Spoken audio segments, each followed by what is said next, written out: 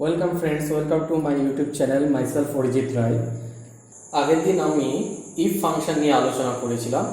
আজকে লজিক ফাংশনের মধ্যে নট, অ্যান্ড, অর এই তিনটি ফাংশন নিয়ে আলোচনা করব। তো আগের দিন যে ইফ ফাংশনটা নিয়ে আলোচনা করেছিলাম সেখানে তোমরা বুঝতে পেরেছো যে একটা কন্ডিশনের ভিত্তিতে আমরা দুটো ভ্যালু পেতে পারি। কন্ডিশনটা যদি ট্রু হয় তাহলে তার রেসপেক্টে একটা ভ্যালু, আর কন্ডিশনটা যদি ভুল হয় তাহলে তার রেসপেক্টে একটা ভ্যালু। অর্থাৎ কোনো কিছু কম্প্যারিজন করে তার ট্রু ভ্যালু বা ফলস ভ্যালু বার করার জন্য আমরা লজিক্যাল ফাংশন ব্যবহার করেছিলাম, এবং সেটি হচ্ছে ইফ ফাংশন। আজকে নট যে ফাংশনটা করাবো সেটাও একটা লজিক্যাল ফাংশন। এই নট ফাংশনের কাজ হচ্ছে যে আমি যে লজিক্যাল বা বুলিয়ান ভ্যালুটা দেব, নট ঠিক তার উল্টো আউটপুটটা আমাকে রিটার্ন দেবে।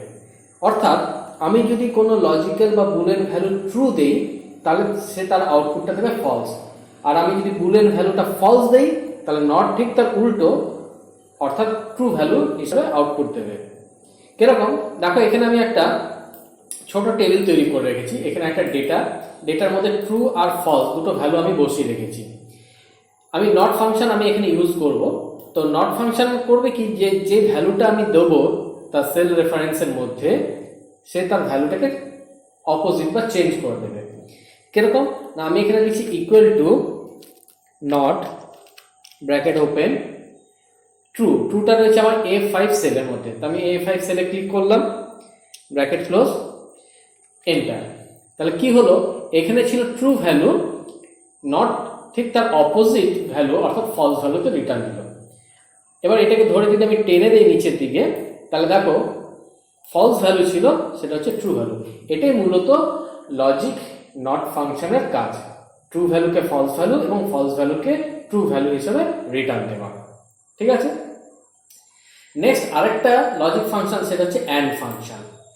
না, অ্যান্ড ফাংশন বেসিক্যালি ট্রু ভ্যালুকে রিটার্ন দেবে যখন তার মধ্যে যে আর্গুমেন্টটা আমি দেবো সেই আর্গুমেন্টটা যদি ভেরিফাই হয় বা ট্রু হয়। অর্থাৎ এখানে অ্যান্ড ফাংশন দুটো আর্গুমেন্টের মধ্যে তুলনা করে দেখবে যে দুটো আর্গুমেন্ট সঠিক না ভুল। যদি দুটো আর্গুমেন্টই সঠিক হয় তাহলে তার রেসপেক্টে সে ট্রু ভ্যালু দেবে।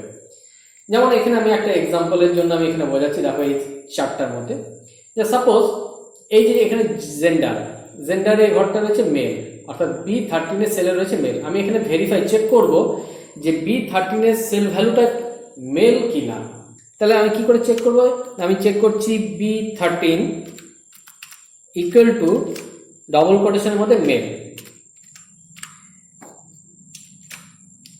লিখে এন্টার দিলাম।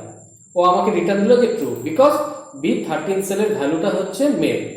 আমি যদি আবার এখানে লিখি চেক করছি যে B13 নয়, ফিমেলটা রয়েছে 15 এর ঘরে, তো B15 ইজ ইকুয়াল টু কোটেশনের মধ্যে মেল,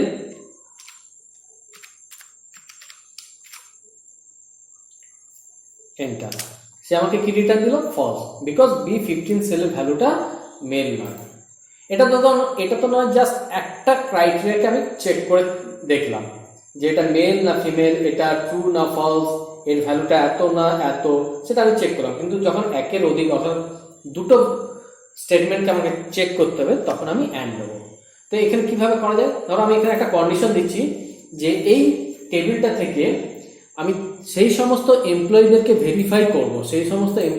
ভেরিফাই করব যাদের জেন্ডার হচ্ছে মেল এবং যাদের এজ 60 অ্যাভভ। আমি সেই সমস্ত এমপ্লয়ীগুলোকে আইডেন্টিফাই করতে চাইছি। তাহলে আমি এখানে ফর্মুলা লিখব, কন্ডিশনটা হচ্ছে জেন্ডারটা হতে হবে মেল এবং তার এজ হতে হবে 60-র উপর। তাহলে সেক্ষেত্রে আমি অ্যান্ড ফাংশনটা, অ্যান্ড লজিক্যাল ফাংশন আমি ইউজ করছি, ইকুয়াল টু অ্যান্ড ব্র্যাকেটের মধ্যে জেন্ডার রয়েছে আমার এই সেলের মধ্যে, সেলটা ক্লিক করলাম, ইকুয়াল টু ডবল কোটেশনের মধ্যে মেল, কমা দেওয়ার পর দেখো আরেকটা লজিক্যাল অপারেশন, মানে এখানে আমি একটু ভালো করে বলতে চাইছি। দেখো এই যে অ্যান্ড যে অপারেটর লজিক্যাল ফাংশনটা, এর কতগুলো আর্গুমেন্ট রয়েছে, logic 1, logic 2, logic 3 and so on. মানে একের অধিক আমি লজিক ভ্যালুকে আমি চেক করতে পারি। তো আমি এখানে দুটো ভ্যালুকে চেক করছি, যে তার জেন্ডারটা হতে হবে মেল এবং তার এজ হতে হবে অ্যাবভ 60। তাহলে ইকুয়াল টু অ্যান্ড ব্র্যাকেটের মধ্যে B13 is equal to double কোটেশনের মধ্যে মেল, এটা চেক করছি, কমা দিয়ে আবার সেকেন্ড লজিক 2, সেকেন্ড লজিক 2টা আমি কি দিচ্ছি না এজ হতে হবে, অর্থাৎ এজটা রয়েছে আমার C13 সেলে, C13 greater than equal to 60। আমি দুটো লজিক কন্ডিশন এখানে দিলাম আপাতত, ব্র্যাকেট ক্লোজ করলাম, এন্টার। এবার দেখিয়ে দিচ্ছি যে এই রেকর্ডটা ভেরিফাই হয়ে গেছে ট্রু, বিকজ এর জেন্ডারও হচ্ছে মেল এবং এর এজও গ্রেটার দেন ইকুয়াল টু 60।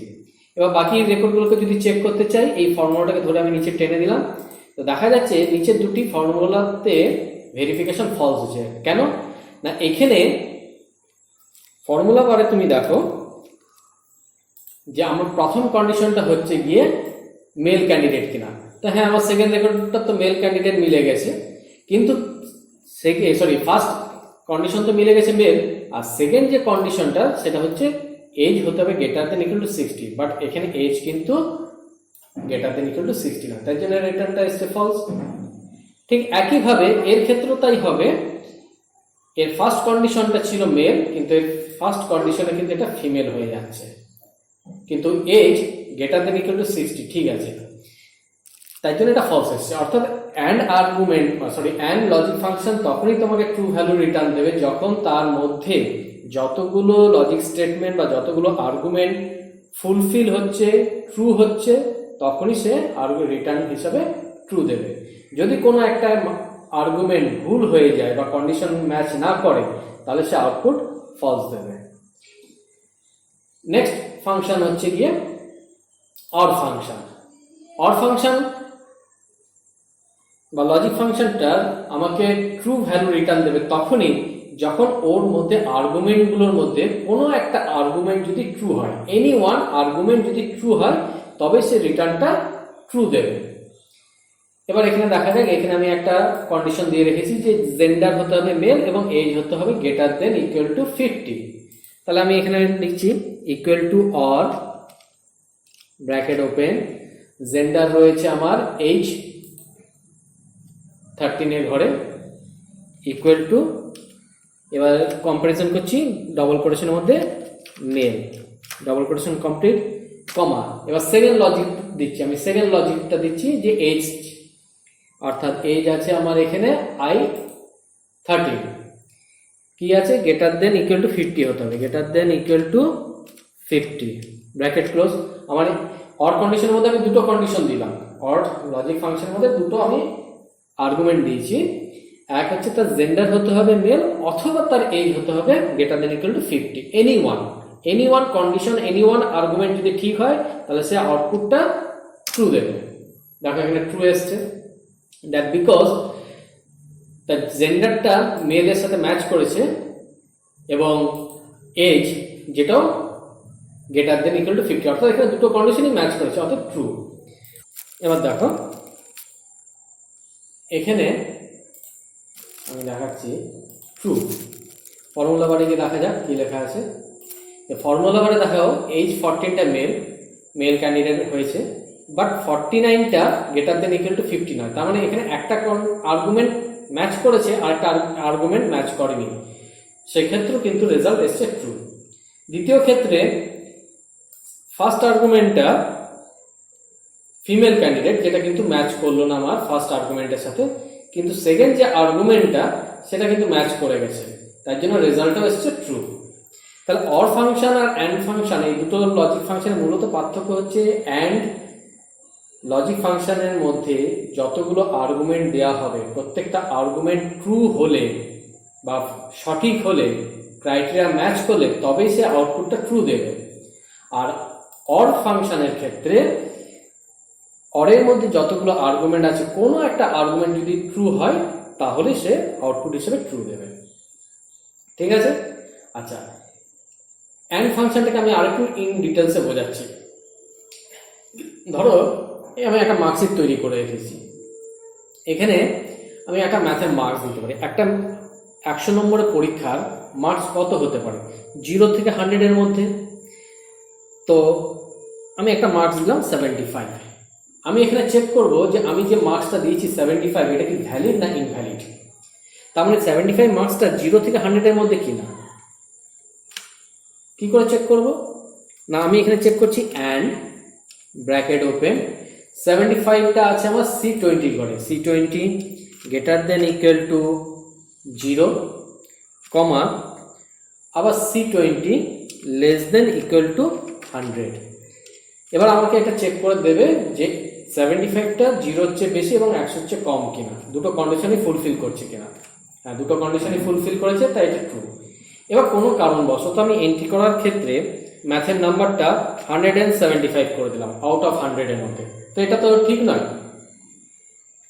তাহলে সেক্ষেত্রে দেখো আমাকে স্টেটমেন্ট দিয়ে দিচ্ছে ফলস, অর্থাৎ 175টা কিন্তু ওই অ্যান্ড ফাংশনের মধ্যে কিন্তু ফুলফিল হয়ে ওঠেনি, অর্থাৎ 0 to 100-এর মধ্যে আসেনি।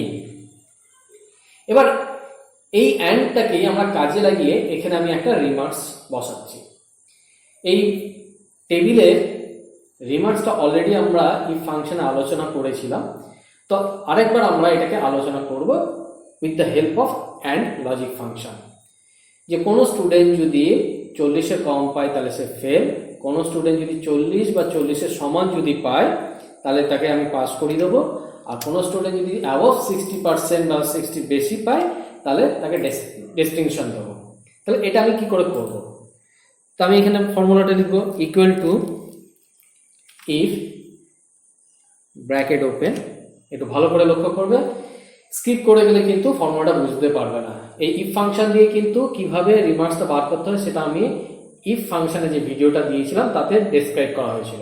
আজকে একটু এর মধ্যে নতুনত্ব আনা হচ্ছে।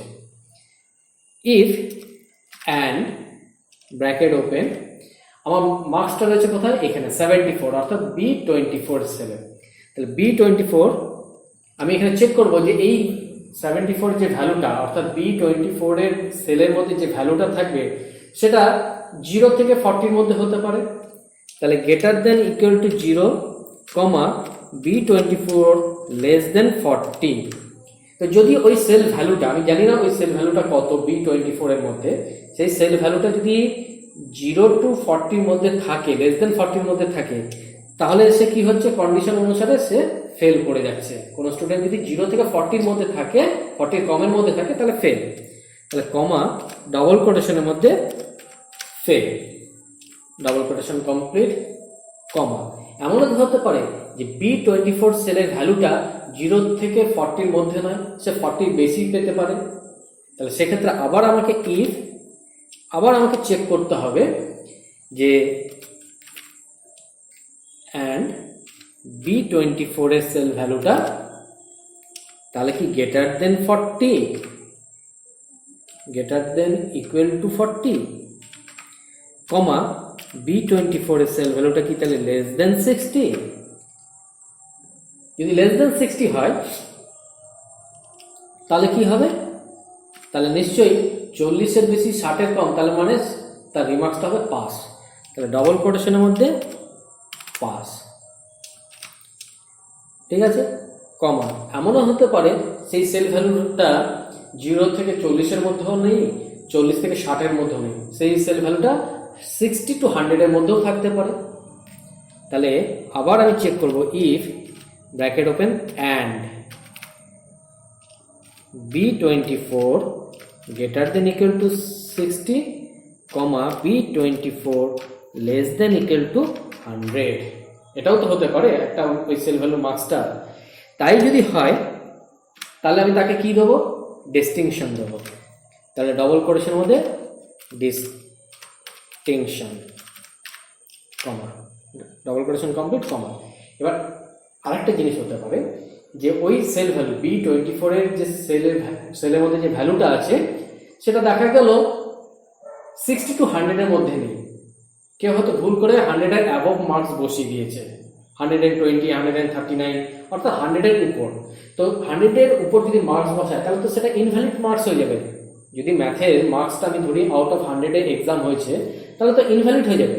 তাই জন্য লাস্টে আমি এখানে এলস পার্টে গিয়ে বা দেখো ভ্যালু ইফ ফলস পার্টে গিয়ে আমি লিখে দিচ্ছি ইনভ্যালিড, সেটাও আমি লিখে দিচ্ছি ডবল কোটেশনের মধ্যে ভ্যালিড। এবার যতগুলো ব্র্যাকেট ওপেন হচ্ছে ততগুলো ব্র্যাকেট আমাকে ক্লোজ করতে হবে। ঠিক আছে, এন্টার, ডিস্টিংশন। ফর্মুলাটা একটু দেখে নাও ভালো করে।